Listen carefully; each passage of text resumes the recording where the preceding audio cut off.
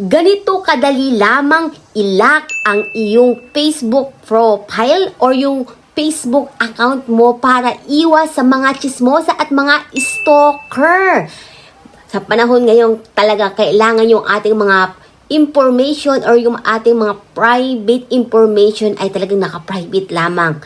Kailangan ay hindi ito nakukuha ng ibang tao kasi malaki ang chance ngayon na gamitin nila ito sa masasamang bagay kasi usong-uso ang scam. So magsimula na tayo, tuturo ko na sa inyo kung paano i-lock ang ating Facebook.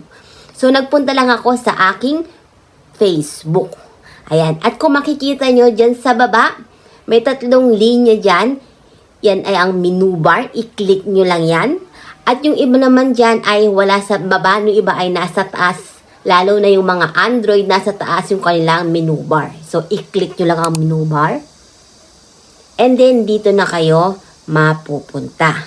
Pagkatapos nito, ay i-click nyo lang itong see your profile.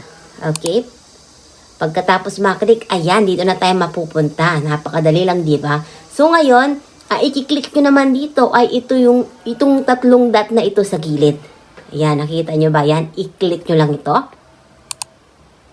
Pagkatapos maklik, ayan na. Hanapin nyo lang dito yung lock profile. Okay? Once na nakita nyo na yung lock profile, i-click nyo lang to. Ayan, ito na mangyayari sa inyong profile kapag inilock nyo na. Yung only friends will see your photo, post, and story on your profile. Only friends will see your full resolution profile, picture, and cover. So, ang gawin nyo lang dito, lock your profile. Ayan. Pagka-click, ayan na, you'll lock your profile. O, diba? Only your friend can see your photos, posts, and stories on your profile. Click lang, okay?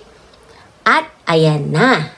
Nakalock na ang ating Facebook profile. Yan, ganyang kadali lamang po. Napakabilis lang, diba? So, punta tayo sa view as. Ganito yung magiging itsura niya or itsura ng ating Facebook profile kapag may mag-i-stalk sa atin na hindi natin friends sa Facebook. Usong-uso kasi yan yung nag-i-stalk. Ito, i-click nyo lang itong view as. Ayan, kunwari may nang-i-stalk sa inyong Facebook. Yan ang kanilang makikita. O, diba? Lock na lock yan. Kahit anong pindot nila dyan, walang ibang lalabas. Kahit yung mga picture nyo dyan, yung profile picture, cover picture, kahit i-click nila yan, hindi nila makikita yan or hindi nila mapapalaki. Saka medyo mas malabo dyan yung makikita nila. Kaya siguradong yung mga stalker nyo, siguradong mabubwisit sa inyo.